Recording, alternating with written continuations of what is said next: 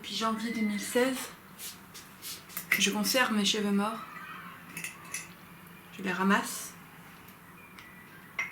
par terre, dans la douche, et je les confine dans un bocal.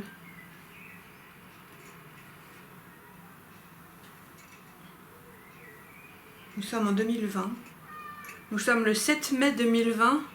Je suis confinée, mes cheveux aussi. Je déconfine mes cheveux. Je suis toujours confinée chez moi. Le bocal est devenu trop petit. Mais comme je ne peux pas trouver facilement un nouveau bocal, puisque la plupart des magasins sont fermés à part les magasins d'urgence, je dois patienter pour trouver un récipient plus grand pour stocker mes cheveux. D'autant que j'en perds d'autant plus depuis le début du confinement. Cette masse crânienne,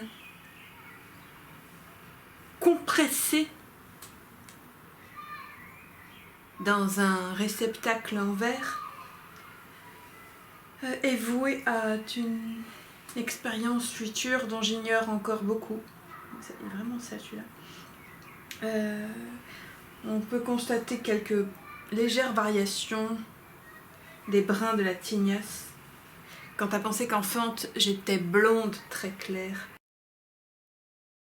Le confinement prolongé dans une existence, plus le confinement aussi mondial actuel, joue en la défaveur de l'éclaircissement de mes cheveux, qui deviennent de blond à châtain clair, à reflets roux et presque bruns quand ils sont mouillés ou compressés les uns sur les autres avec beaucoup d'autres choses dont on ignore l'origine. Des poussières, des mousses, des ours, des moutons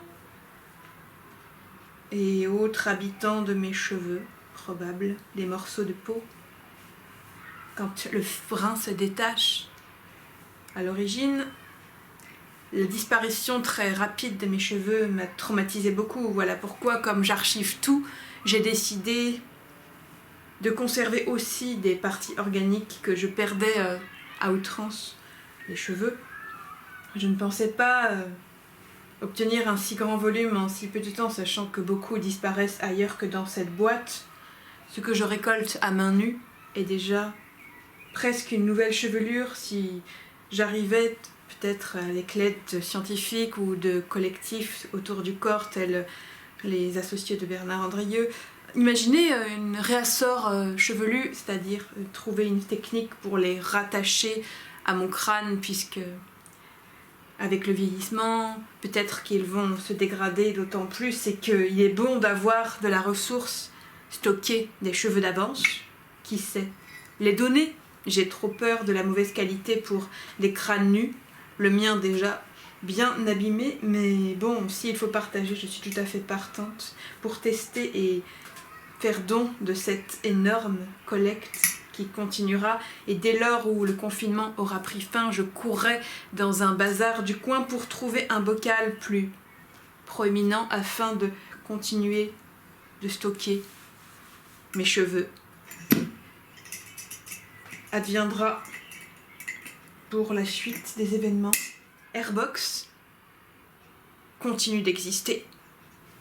Même à la fin, la très grande fin du monde, cette boîte demeure.